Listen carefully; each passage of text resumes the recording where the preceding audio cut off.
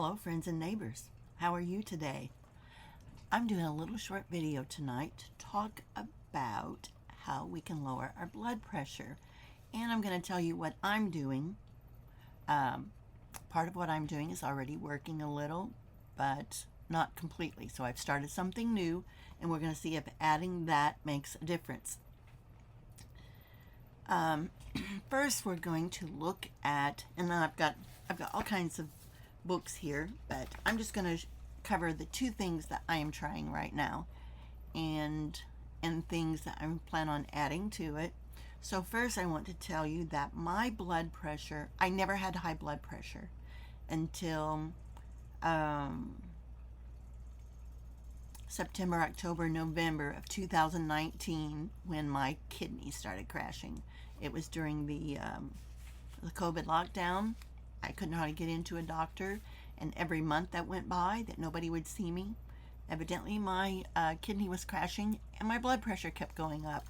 So I remember when I finally got into a specialist in the end of October, my blood pressure was 180 over something, and I told her, I said, that can't be right. Mine usually runs like 119 over 70, something like that. And so she took it again and it was right, and I told her something's wrong, and they just kind of shrugged it off. So then it just kept getting worse, and finally I got through to my doctor and she didn't really believe me either, so they sent me home with a blood pressure cuff and I had to check it for several weeks. But anyway, I had to go on blood pressure medicine. So if you watch the other video, you know that I'm trying to get off of all medicine. I only want to use natural things. I don't want pharmaceutical drugs in my body. So I have to get the blood pressure down. So it has been better since I got off of dialysis. But I'm wanting to get off of the medicine, and now I only take it when my blood pressure gets high. I had a nurse at dialysis actually tell me, because I had an event where my blood pressure crashed on dialysis. It was like 50 over 30 or something, and they had I just said I'm passing out, and so they had to disconnect me, and my blood pressure came back up. So I was very cautious then. And I had one of the nurses who I loved dearly at the dialysis clinic here in Paducah who told me,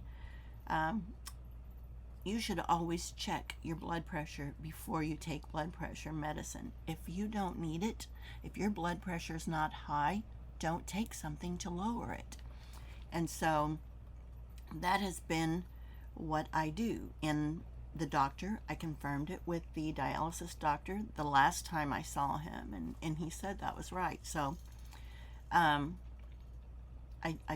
been checking it. I check it. I can tell when it's getting high. I get a headache and kind of dizzy and things like that. So anyway, my goal is to not ever have to have it, and the lower I get it, the better it is on my kidney. So I've been trying two things, but first we're going to look at what Dr. Axe says about how to lower your blood pressure. And Dr. Axe is not my main source I go to all the time, but it's a good, convenient source that I'm using so you can see how easy it is to find these things. And so I just searched for Dr. Axe blood pressure, and one of the first things to come up was this. And so here are some of the foods that lower blood pressure. And then, of course, there are also some herbs that will lower blood pressure. But we're just going to look at some real basic things right now. So pomegranate juice. But get one without all the sugar in it. One of the most desirable benefits of pomegranate juice includes the ability it has to lower blood pressure naturally. This has been proven both in short and long-term studies. Even if you have diabetes, you're going through dialysis, or you have carotid artery disease, all can have the same very good results. Spinach will lower your blood pressure.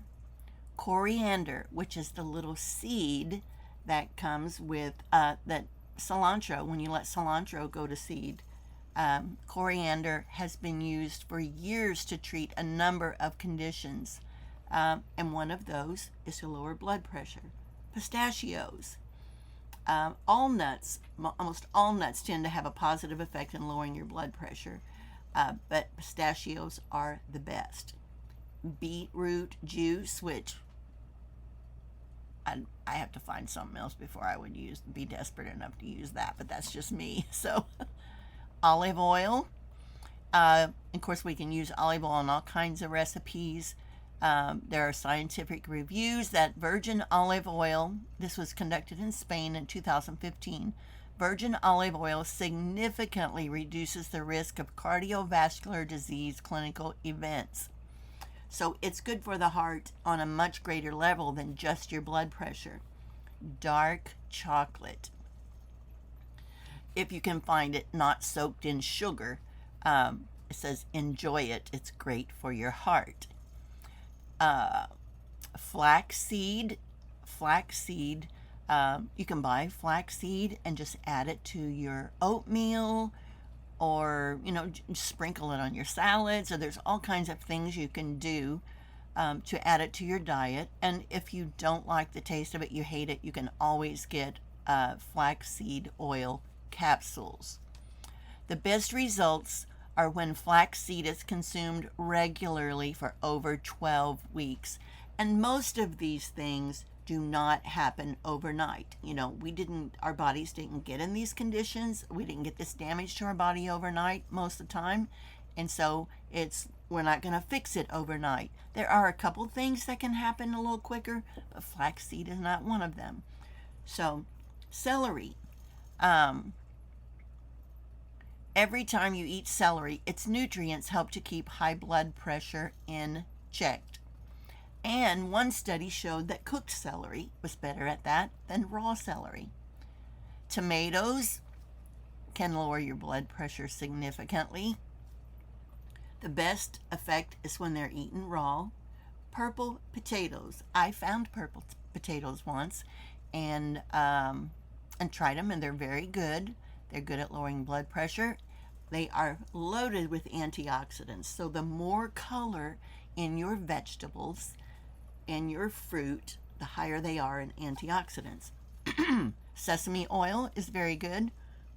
It's probably about the best vegetable oil other than olive oil. And then number 13 is what I am drinking right now. Hibiscus tea. And Dr. Axe says this is a controversial item on his list. It's a tart herbal tea. It has a large number of antioxidants and can effectively decrease blood pressure, including if you are diabetic. There are a few minor risks to consider. At extremely high doses, it could potentially interfere with some liver functions. Let's see. Let me go down. And you shouldn't do it if you're pregnant. Let me go down and look at the risk. That wasn't the risk. Hang on.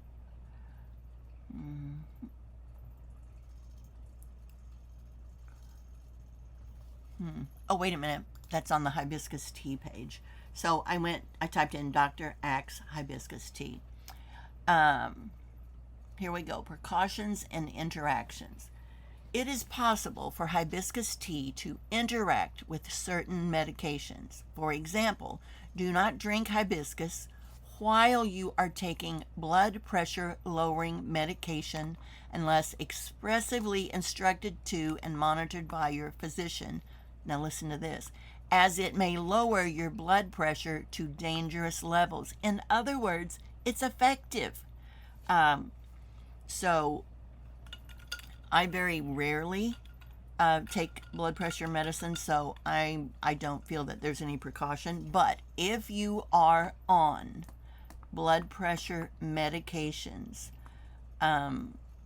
you need to check with your doctor to see if you can cut that back and start trying some of this tea, or if you can just take the blood pressure medicine if your blood pressure is high, but somehow see if you can work that out. Now, I'm going to warn you, some doctors are very good about working with you to let you try natural things. The doctor I had before I moved here to Paducah was wonderful about that. She would even suggest things for me.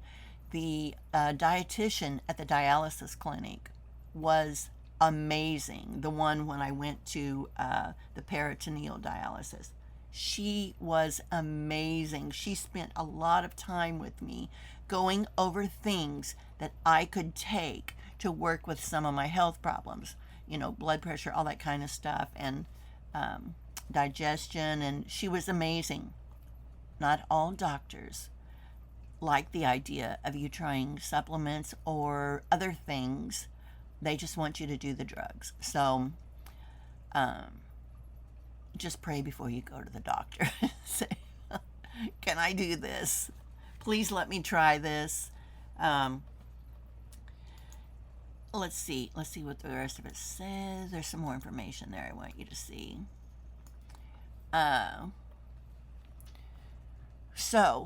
But isn't that's amazing that the hibiscus tea can lower your cholesterol so much that in combination with medicine it can drop it way too low. So that proves it is effective. It says hibiscus can inhibit the actions of some medicines that use what are called cytochrome P450 enzymes. So see if any of the medicine you're taking has cytochrome P450 enzymes. Make sure that it will not interact negatively with any current prescriptions you're on. Patients on diabetes medication should probably also avoid hibiscus tea, as it can lower your blood sugar levels and increase the effect of blood sugar lowering medicine. So there, look at that. It lowers blood sugar. So why wouldn't we do that instead of taking the blood sugar reducing prescriptions? So it said hibiscus tea may impact the way your body metabolizes acetaminophen, although it's not clear how significant this risk is. So if you're taking acetaminophen every day, check before you use hibiscus tea. People taking chloroquine for malaria should avoid drinking hibiscus tea, as it greatly diminishes how much of the medication your body can absorb. And pregnant and nursing mothers should never drink hibiscus tea. So, it's likely it may also help lower high triglycerides, cholesterol, and blood sugar, managing healthy weight, and preventing liver disease. It's extremely rich in antioxidants.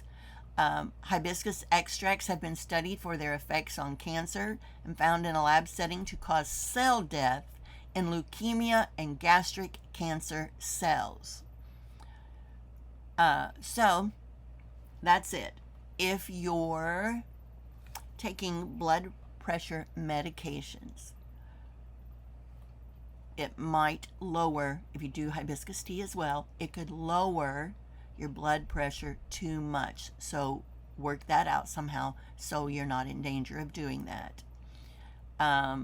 Make sure that it won't interact negatively with any prescriptions you have, especially those with cytochrome P450 enzymes. So, maybe you could Google that. Ask your doctor. It can lower your blood sugar level. So, if you're taking medicine to lower your blood sugar level, you might need to find out about that. And then daily acetaminophen. So, I'm not doing any of those things. I'm not on any medication. I don't take acetaminophen daily. I'm not pregnant, and I don't have malaria. So it's safe for me. But there are other things that you can do. Let's see if I can find that. yeah, there are other things you can do to lower your blood pressure. If you can't try the hibiscus tea, let me look for herbs that lower, I gotta get it right so I can see through my bifocals, blood pressure. Now, let me see if Dr. X has one on that.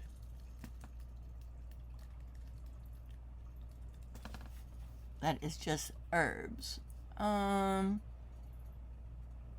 Here he said there's 5 natural ways to lower your blood pressure. So let's see.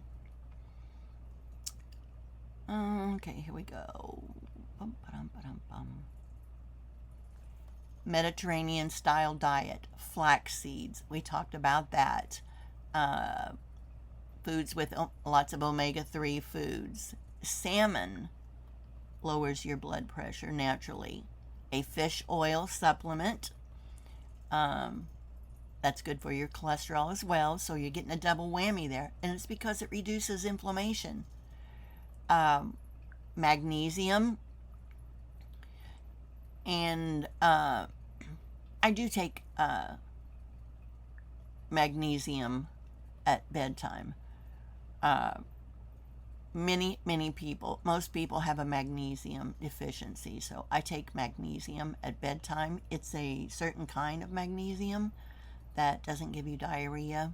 Too much info, sorry. But it does keep your digestion going good.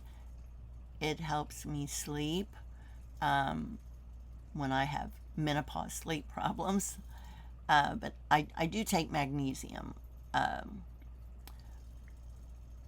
And I take magnesium and garlic at night. And sometimes I'll do like vitamin C and things like that. I do that when I'm not eating enough fruits and vegetables for some reason. I try to make sure that I take some of those things. But my goal is to eat mostly fruits and vegetables. And then I will get all kinds of vitamin C and vitamin B's and vitamin E and all those things in my food. Pump up your potassium. Make sure that you have enough potassium, like coconut water, bananas, potatoes are high in potassium. Potassium supplements are usually not as effective as simply eating foods high in potassium. It's best not to take a potassium supplement in high doses unless directed by a doctor. And then maintain your balance with CoQ10. I don't take that. So high fiber foods, low sodium foods, high potassium foods, and omega-3 rich foods. So that's where we are. And then on this page he says, once again, foods that reduce blood pressure is dark chocolate, garlic. So if you're taking garlic for your cholesterol, it's also going to help your blood pressure. Spinach, and that's because it's high in magnesium and folate. Sunflower seeds are rich in potassium. Bananas, tomatoes, broccoli, melons. So, blood pressure foods to avoid. Of course, we're wanting to get away from processed foods and things like that anyway. But he's just letting us know.